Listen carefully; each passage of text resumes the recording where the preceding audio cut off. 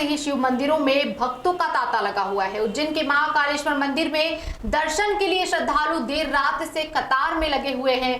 तड़के 3 बजे बाबा महाकाल की भस्म आरती शुरू हुई, जिसके बाद हजारों श्रद्धालुओं ने दर्शन लाभ लिए। श्रावण मास भगवान भोलेनाथ का सबसे प्रिय माह माना जाता है और मान्यता है कि श्रावण मास में शिव आराधना करने से सभी कष्टों से तुरंत मुक्ति मिलती है। श्रावण के पहले दिन आज महाकालेश्वर मंदिर में बाबा महाकाल की विशेष भस्म आरती की गई।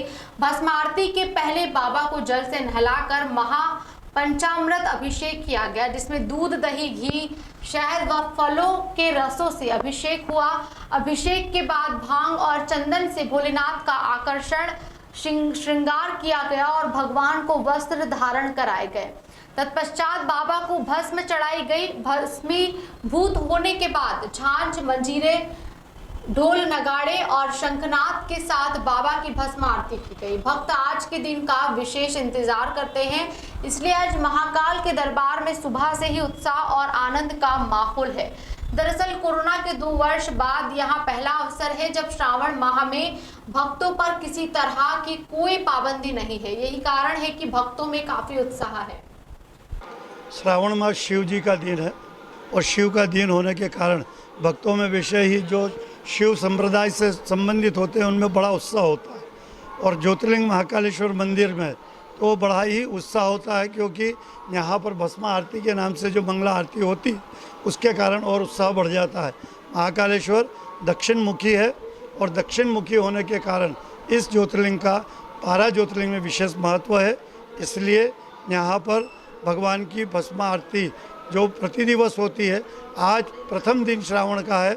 इस श्रावण में प्रथम दिन में भगवान का पंचामृत पूजन, सभी रसों से भगवान का स्नान और चंदन से और भांग से भगवान का श्रृंगार संपन्न किया है। और आज भगवान की महादिव्य आरती जो भस्म आरती के नाम से है वो संपन्न हुई है।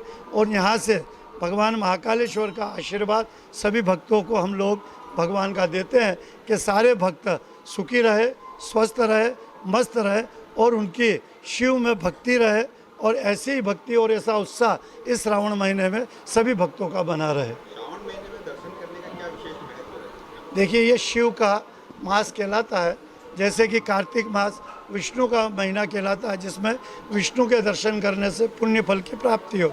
इसमें शिव का दर्शन करने से, अर्चन करने से, बेलपत्र चढ़ाने से, जल चढ़ाने, दूध चढ़ाने और तिल चढ़ाने से कई गुना, यानी कि यज्ञ यदि आदमी करता है और यदि यज्ञ नहीं कर पाता है तो यज्ञ के समान उसको पुण्य फल की प्राप्ति होती है, केवल भगवान के दर्शन, स्पर्श और ये वस्तु चढ़ाने से। 2 साल के बाद श्रद्धालुओं को दर्शन का लाभ मिला है। कोरोना काल के चक्कर प्रतिबंधित किया गया है, इस बार कितना आस्था लग रहा है? बहुत ज़्यादा उत्साह है, क्योंकि जो समय गुजरा है देश का वो बड़ा ही विपत्ति वाला था और अब भगवान ईश्वर ने सभी को पुनः स्वस्थ और आरोग्यता का जो आशीर्वाद प्रदान किया है। भगवान से जिन भक्तों ने प्रार्थना भी की थी कि हमारा देश सुखी रहे, सब स्वस्थ रहे, उसको ईश्वर ने सुना और भगवान महाकाल की कृपा से पुनः इस देश के अंदर स्वास्थ्य और आरोग्यता की प्राप्ति हुई है। इसलिए पूरे देश के शिव मंदिरों में बहुत जन सैलाव और भक्तों का उमड़ाव ज़्यादा है।